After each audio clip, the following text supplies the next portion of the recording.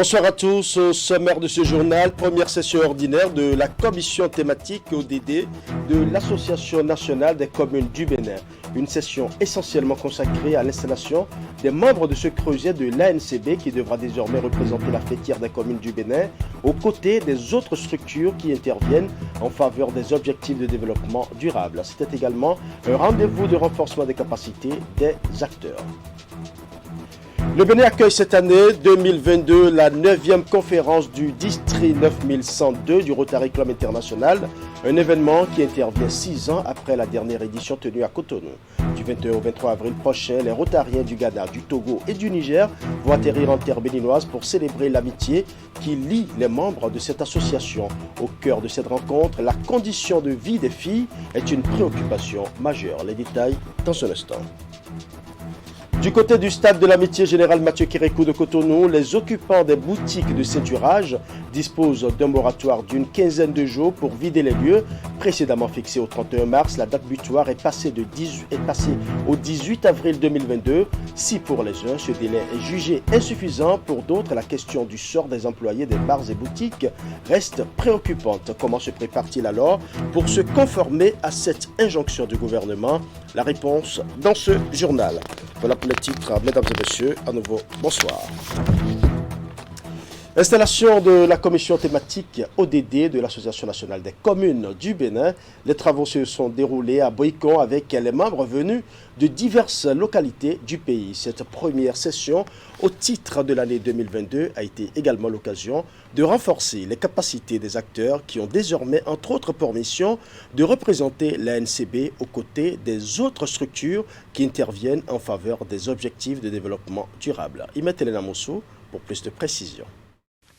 Le creuset fait partie de ceux dont les missions ont été maintenues par les élus en décembre 2020. Au terme du 4e congrès ordinaire de la fêtière des communes, la commission ODD de l'Association nationale des communes du Bénin, ANCB, est entre autres chargée de représenter l'organisation aux côtés des autres acteurs intervenant dans le champ des objectifs de développement durable. Elle est aussi appelée à servir d'interface d'échange, d'appui et de conseil entre l'ANCB et les administrations communales. Réunies à Boïcon, les membres tiennent la toute première session au titre de l'année. Nous sommes ici aujourd'hui pour l'installation des membres de la commission ODD. Cette première assise marque le point de départ de réflexion concertée et des perspectives pour l'amélioration de l'atteinte des ODD au niveau local et national. Se situant dans la période de transition d'une génération à une autre génération de plans de développement communal, j'ai la forte conviction que nos travaux amèneront stratégiquement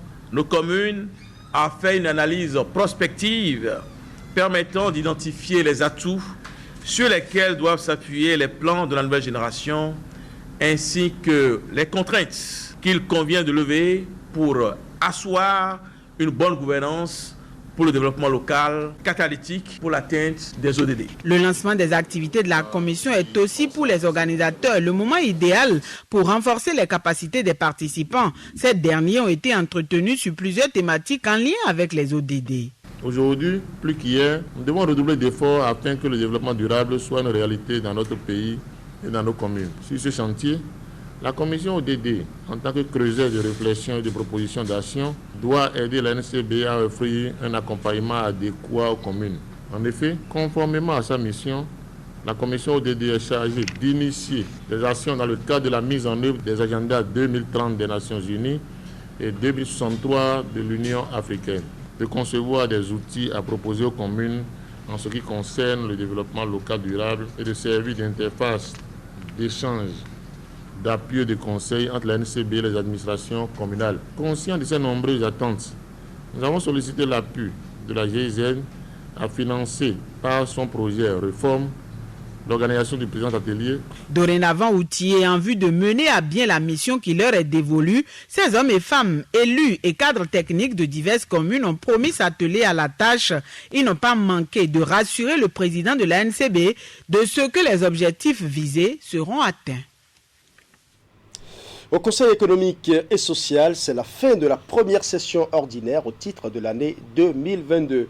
Une session clôturée ce mercredi après 4 semaines de travaux Entre autres points abordés au cours de cette session qui vient de s'achever, l'étude de nouveaux sujets d'autosaisine portant notamment sur le financement de la formation technique et professionnelle, la valorisation des aires culturelles naturelles et la question de la prise en charge des personnes sous dialyse au Bénin, sans oublier bien évidemment l'examen et l'adoption du rapport d'activité du président du CES au titre de l'année 2021. Je vous invite à suivre ici la substance de l'intervention du président du CES, Augustin Tabegbian, à la clôture officielle de cette première session. Au terme de cette session, je voudrais constater avec vous que pour l'essentiel, les activités inscrites dans le calendrier ont été réalisées. En effet, pour ce qui concerne l'étude des sujets d'autosaisine, la préparation intellectuelle préalable aux visites de terrain a été effectuée. Il s'agit essentiellement de l'élaboration des thèmes de référence, du choix des sites à visiter, de l'élaboration et de la validation des outils de collecte des données. Ensuite, les conseillers sont effectivement descendus dans les différentes localités choisies selon un échantillonnage bien défini pour toucher du doigt les réalités et s'entretenir avec les acteurs concernés, ce qui leur a permis de réaliser une bonne moisson. Pour ce qui est de l'adoption de mon rapport d'activité, j'ai noté avec satisfaction que le vote à l'unanimité du dit document par les conseillers présents est la résultante de la synergie d'action qui caractérise notre 6e mandature. Enfin, la présentation et les échanges sur le PAG 2 a été reportée à une date ultérieure. Par ailleurs, nous avons eu la joie d'accueillir le président du CESOC du Niger. Chers collègues, au cours de ces 4 semaines de travaux, vous vous êtes une fois encore distingués par votre dévouement et la qualité de vos apports. Je voudrais vous témoigner toute ma gratitude pour cet élan d'ensemble qui constitue le gage de réussite pour la présente mandature. Mesdames et messieurs les conseillers, je ne saurais mettre un thème à mes propos sans rappeler quelques événements de contexte socio-économique ayant marqué le déroulement de notre session. Il s'agit d'abord de la reprise du dialogue social entre le gouvernement et les centrales et confédérations syndicales. Je voudrais à cet égard remercier tous les acteurs concernés et souhaiter vivement que ce fil du dialogue ne soit point rompu, afin que la paix sociale soit davantage renforcée dans notre pays. Ensuite, du démarrage de la réalisation de la liste électorale informatisée. En ma qualité de facilitateur du processus d'actualisation de la LEPI, je ne saurais rester indifférent à cette importante initiative du gouvernement. C'est pourquoi il me plaît de lancer un appel pressant à mes concitoyens afin qu'ils sortent massivement pour accomplir les formalités prévues. Voilà, c'était à l'instant le message du président du CES, Augustin Tabegbian, à la clôture officielle de la première session ordinaire de l'institution.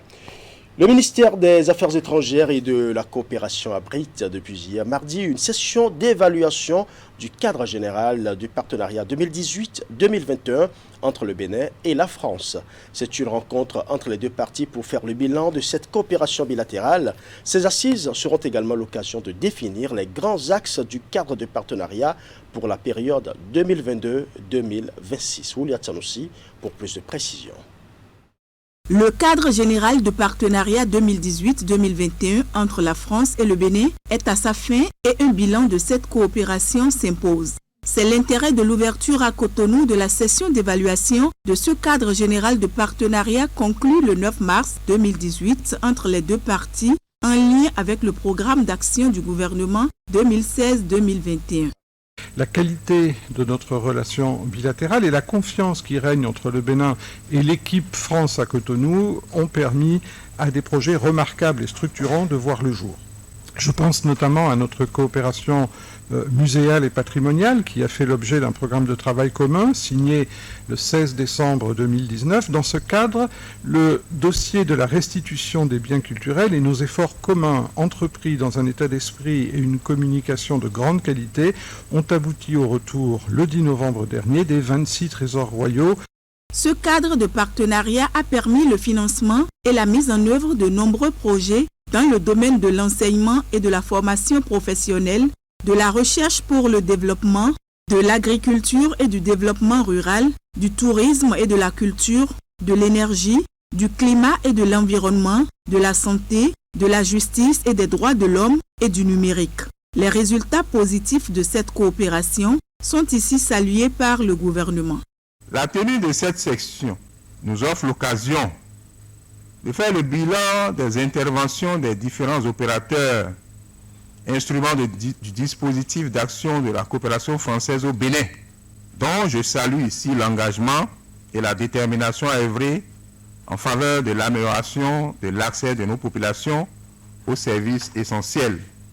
Je voudrais, au nom du gouvernement du président Patrice Talon, du ministre des Affaires étrangères et de la coopération, saisir cette occasion pour exprimer la gratitude du Bénin au président Emmanuel Macron et à son gouvernement pour ses nombreuses contributions au développement socio-économique du Bénin et marquer la totale disponibilité de notre pays à œuvrer davantage au raffermissement de nos liens d'amitié et de coopération. La session se penchera également sur les perspectives de définition des grands axes du nouveau cadre de partenariat pour la période 2022-2026. Cette rencontre témoigne par ailleurs de la volonté du gouvernement du président Patrice Talon de procéder à l'évaluation et au suivi matriciel de la mise en œuvre des projets de développement conclus avec ses partenaires. Parlons environnement à présent avec une trentaine de participants qui prennent part à la concertation multi-acteurs initiée par la plateforme des acteurs de la société civile du Bénin PACIB. Au menu des assises, l'état de la désertification au Bénin et les stratégies d'adaptation. Il s'agit pour les participants venus de diverses structures non gouvernementales et étatiques d'évaluer les défis à relever et proposer des alternatives pour réduire les effets liés à la désertification et au changement climatique. Voici le compte rendu de cette réunion. Une concertation multi-acteurs en vue d'un plaidoyer commun de la société béninoise sur les liens terre, biodiversité et climat. L'initiative de la rencontre émane de la plateforme des acteurs de la société civile du Bénin PACIB. Elle est en partenariat avec l'ONG Île de Paix, l'Organisation béninoise pour la promotion de l'agriculture biologique OBEPAB et bien d'autres. Les participants proviennent de diverses structures non gouvernementales et étatiques, d'associations et d'instituts intervenant pour le développement durable. Les organisations de la société civile ont répondu, elles toutes présentes à ce rendez-vous-là, et nous avons fait de riches débats qui a abouti à la rédaction d'une note de position. Malgré les efforts que les gouvernements successifs ont eu à faire, il reste beaucoup de défis à relever et nous avons, dans le cadre des activités du secteur agricole, pensé que l'agroécologie et la gestion durable des terres peuvent être des alternatives pour contribuer à réduire les effets liés à la désertification et au changement climatique. Et c'est donc dans cette perspective que nous sommes réunis à Dassa. Venus des quatre coins du pays, la trentaine de convives est appelée à réfléchir et prendre position face à l'état de la désertification au Bénin. Il est aussi attendu d'eux de proposer des solutions pour faire face aux défis liés à la désertification et au changement climatique en général. Organisé en prélude à la préparation de la participation du Bénin à la COP 15, les assises ont été meublées par diverses activités. 3 grandes thématiques ont fait objet de communication, à savoir état des lieux de la désertification au Bénin, stratégie d'adaptation au changement climatique et renforcement de la gouvernance des systèmes alimentaires. Ensuite, ont suivi les réflexions en atelier, puis les séances de restitution en plénière. Et nous avons fait des recommandations en direction de l'État, de nos partenaires techniques et financiers et de la communauté internationale. Donc c'est une contribution de la société civile à ce débat qui se tient au niveau continental et international. Ce qui est le plus important, c'est que nous avons pris la résolution de mettre en place un espace où on mutualise nos forces pour pouvoir aller contre ce fléau-là, en mobilisant chacun dans sa zone. En 10 ans, c'est plus de 200 000 hectares aussi de la zone humide qui se sont dégradés. Si ça continue, en fait, on va se retrouver vraiment dans une situation où la vie humaine elle-même sera menacée. Au terme des 2 jours d'échange, des résolutions ont été prises et des recommandations faites. Des actions concrètes et pragmatiques aux côtés des communautés ont été définies. Le rendez-vous de Dassa a aussi permis d'avoir une idée de la position des différents acteurs impliqués dans la lutte contre la désertification, mais surtout harmoniser les avis dans le but de renforcer la résilience au changement climatique. Je l'annonçais en titre, 6 ans après la dernière édition tenue ici à Cotonou, le Bénin accueille en cette année 2022 la 9e conférence du district 9102 du Rotary Club International du 21 au 23 avril prochain. Les Rotariens du Ghana, du Togo et du Niger vont atterrir en terre béninoise pour célébrer l'amitié qui lie les membres de cette association. À ce rendez-vous, 2 milliers de personnes au Palais des Congrès de Cotonou, la condition de vie des filles est la préoccupation majeure.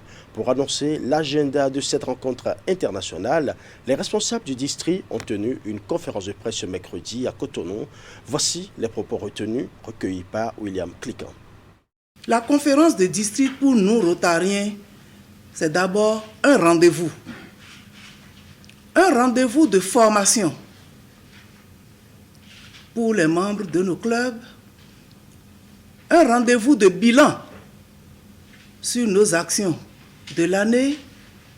Un rendez-vous de réseautage entre les amis que nous sommes.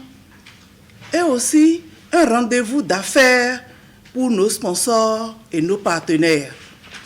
Et c'est ce qui se fera à Cotonou, au Palais des Congrès, les 21, 22, 23 avril 2022. Nous vous attendons tous pour participer et nous soutenir dans nos actions.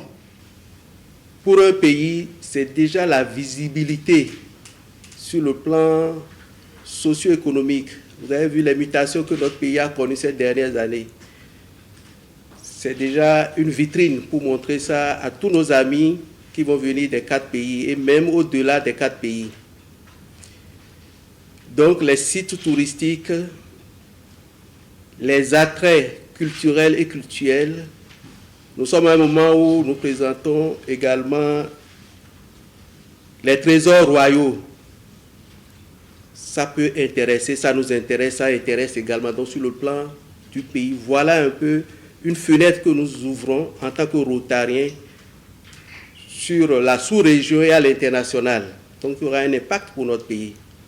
Les Rotariens du Bénin sont prêts pour cet événement pour rendre le séjour très agréable à nos amis Rotariens des pays cités et d'autres pays aussi. Nous aurons le représentant du président qui viendra de la France.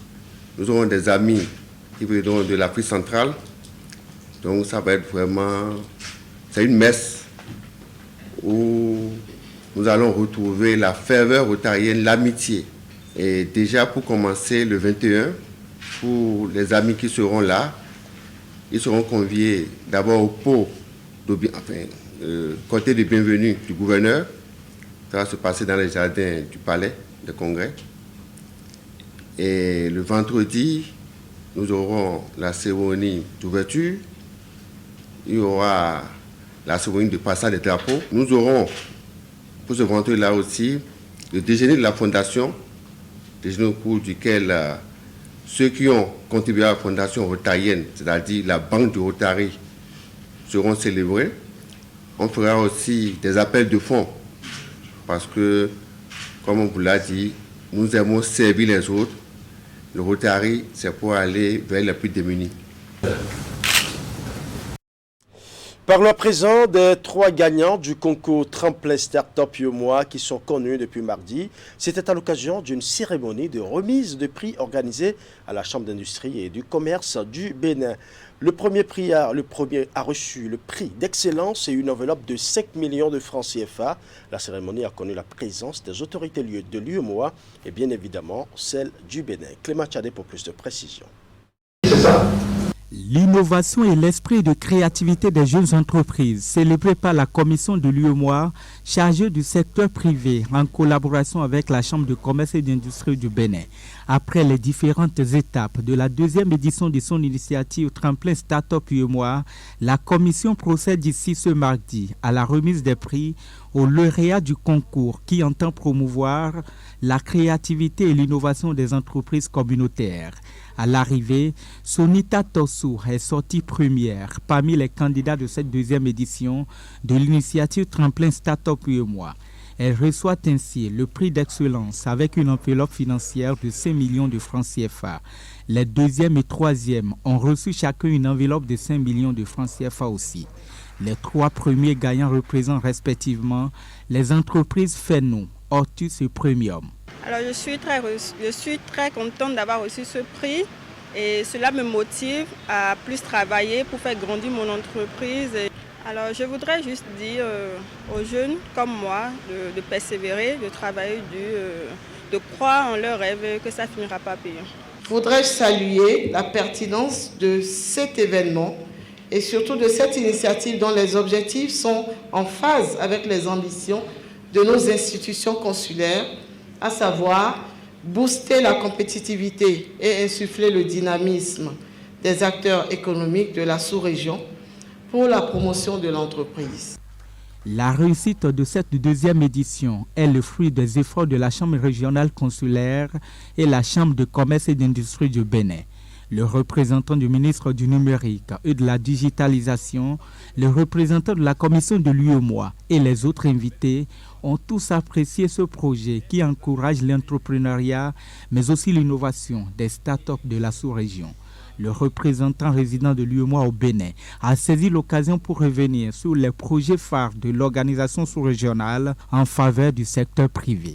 À vous tous ici présents, j'exprime mes sincères remerciements pour l'honneur que vous faites à la commission de l'UEMOA en participant à cette célébration de l'entrepreneuriat en général et des start-up en particulier. Votre présence est un signe d'encouragement et une preuve de considération que vous portez aux actions de développement de notre secteur privé communautaire. La commission de l'UEMOA, dans son plan, a prévu un vaste programme de renforcement des capacités des gagnants des 2 éditions du concours. Des formations qui se feront en étroite collaboration avec les chambres consulaires régionales et nationales.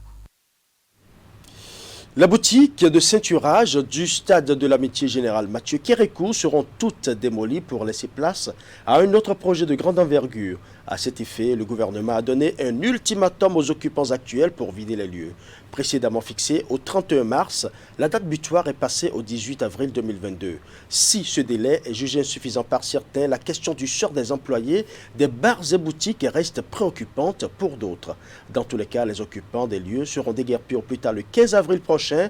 Alors, comment se prépare-t-il pour se conformer à cette injonction du gouvernement? Voici le reportage signé Idrissou Boukari. Les occupants des boutiques de ceinturage du stade de l'amitié général Mathieu Kérékou bénéficient du temps additionnel pour céder l'espace comme l'a voulu le gouvernement. L'ultimatum fixé préalablement au 31 mars passe désormais au 18 avril 2022 alors que les promoteurs des boutiques, eux, ont demandé jusqu'au mois de juillet pour vider les lieux. Une requête à laquelle le gouvernement n'a pas accédé. Nous avons écrit à toutes les institutions, notamment le ministre du cadre de vie, qui nous a envoyé une lettre pour nous dire qu'il nous donne 2 semaines en plus. Parce que ce qu'ils avaient donné, c'était 2 mois. 2 mois, quelques jours. Et il nous a dit qu'il nous donne 2 semaines en plus pour que ça fasse les 3 mois. Le délai ne peut excéder 3 mois selon le gouvernement et les exploitants des boutiques sont contraints de s'y conformer sans aucune possibilité de négociation.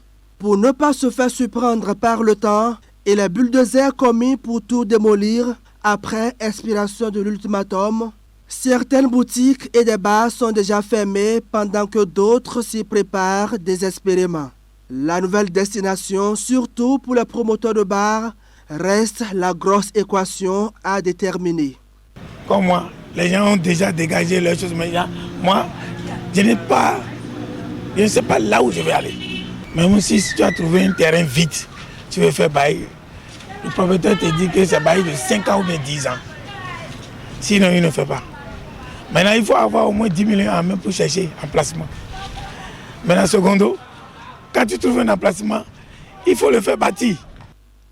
Outre les bars, les banques, les magasins de vente de produits GSM, les stations de radio et de télévision Ado FM et TV ont déjà vidé les lieux pour s'installer sur un autre site avec tout le personnel. Par contre, chez les promoteurs de bars, on s'interroge toujours sur le sort des employés. Des milliers d'emplois que vient sacrifier ce projet du gouvernement qui entend construire des magasins de haut niveau au stade de l'Amitié, Général Mathieu Kérékou. Bon, d'abord, nous-mêmes, nous sommes devenus sans emploi. Nos employés le sont d'autant plus que nous-mêmes, nous n'avons plus d'emploi. Nous serons obligés de laisser partir, de se vouer dans le chômage. Jusqu'à l'heure où je vous parle, l'État ne nous a pas dit qu'il va nous donner un copec, un franc pour aller faire quelque chose. Au contraire, le ministre nous a réunis la dernière fois au stade, au hall du stade, et nous a dit l'État n'a rien prévu pour nous et que nous devons partir, pas de délai les 24 ans que nous venons de faire 16 ans, les 8 ans là, que nous avons construit des boutiques qu'on a louées, quand l'État ne nous donne rien, on s'en va. Et nous a dit même de ne pas tenter à assigner l'État en justice, que l'État va gagner sur nous. Le ministre de la Justice nous a dit ça. Par exemple, moi, j'ai 35 personnes. Le petit salaire, c'est 35 000. Jusqu'à aller à 70 000, à 80 000 pour les travailleurs. Maintenant, et tous, ils vont aller rester à la maison. Comment on va faire? Moi-même. Parce que je dépends à ça. Bon, en tout cas, j'ai fait réunion avec les travailleurs. Parce que ce qui est arrivé, eux-mêmes, ils sachent que ce n'est pas ma faute. 18 avril 2022, lundi de Pâques, le stade de l'Amitié, Général Mathieu Kérékou, fera sa toilette pour se débarrasser de plus de 400 boutiques qui le ceinturent et le sécurisent depuis 16 ans. Des milliers d'emplois volatilisés dans un contexte de cherté de la vie, le gouvernement et son ambitieux projet sont appelés à être à la hauteur des attentes. Voilà, ce sera tout pour ce journal. Merci pour votre aimable attention. Bonne soirée.